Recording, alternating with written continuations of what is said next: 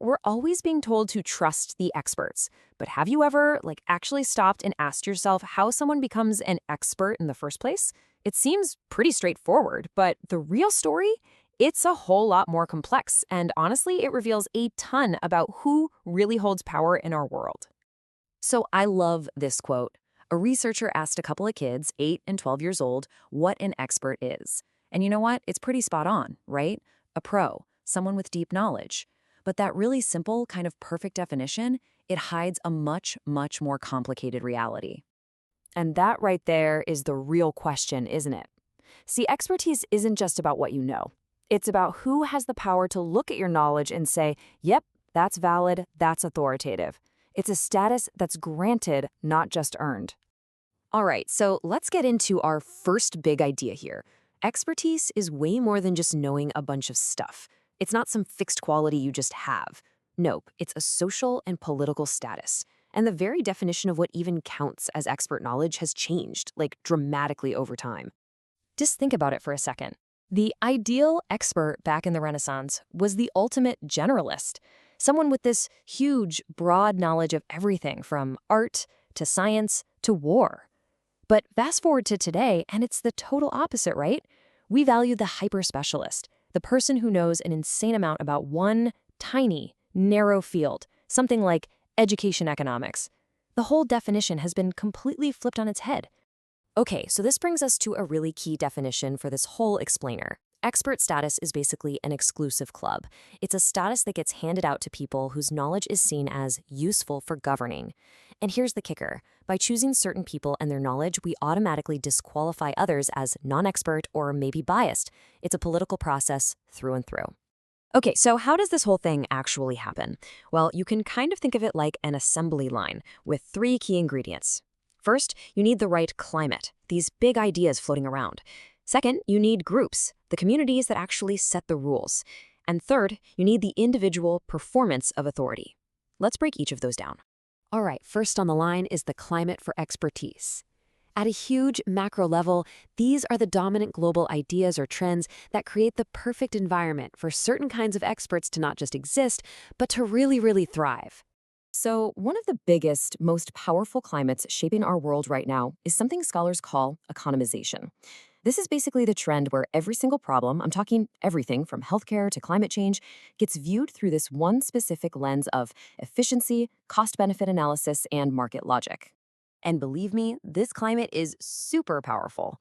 A field like health is no longer just about medicine or well-being. It gets totally reframed as health economics. And just like that, you've created a huge demand for a whole new kind of specialist who thinks in terms of financial models and return on investment. And hey, it's not just economics doing this. We also see what's called clinicalization. That's where we apply models from medical trials to social issues like poverty. And then there's datification, this really powerful belief that if we can just turn everything in our lives into data, we can solve it. These climates make people like methodologists and data analysts our new essential experts. Okay, so you've got these big ideas swirling around in the climate, but how do they actually, become a thing? Well, they get filtered through professional communities, the ones who act as gatekeepers and decide the rules of the game. Well, these groups basically set up all of these hurdles you have to jump over. Do you have a degree from the right university? Are you getting published in the top journals? Are you part of the right exclusive networks? Can you speak the lingo, the technical language? These are the rules that decide whose knowledge gets let in and whose gets kept out. The sociologist Pierre Bourdieu absolutely nailed this. He pointed out that being seen as an expert isn't just about how skilled you are technically. It's just as much about your social power, your connections, your background, and your ability to play the game in these exclusive circles. Okay, so let's say you've got the right climate and you've made it past the gatekeepers. You think you're all set, right? Well, not quite. To actually hold on to that expert status, you have to constantly perform it. It's a nonstop act. So how do you do that? How do you perform expertise? Well, it's in the language you use, all that neutral, scientific, technical jargon. It's in your body language, projecting this unshakable self-confidence. And it's even in the stuff you carry, the right reports, the complex-looking graphs, having the right company logo on your presentation. All these little things are acts that signal and reinforce your authority. So what happens when you put all this together? You mix that climate of economization and datafication with those exclusive rules and that specific performance of authority. What do you get? You get the final product, the perfect archetypal expert of our time. And this modern expert has three really key characteristics. The first thing is, well, it's a little surprising. Modern expertise is often purchasable. It's become a commodity, something you can literally buy and sell. What does that even mean? It means expertise is now a product, often sold by private consulting firms, corporate players, and big foundations. They don't just offer advice, they sell it. They take these complex, messy political issues and repackage them as clean, neutral, hard facts. And here's the really critical part. They now produce the very data and research that global organizations base their policies on. Okay, so that's the first one. The second key characteristic? The modern expert's skills are often generic. They're a master of process, not necessarily a master of a specific subject.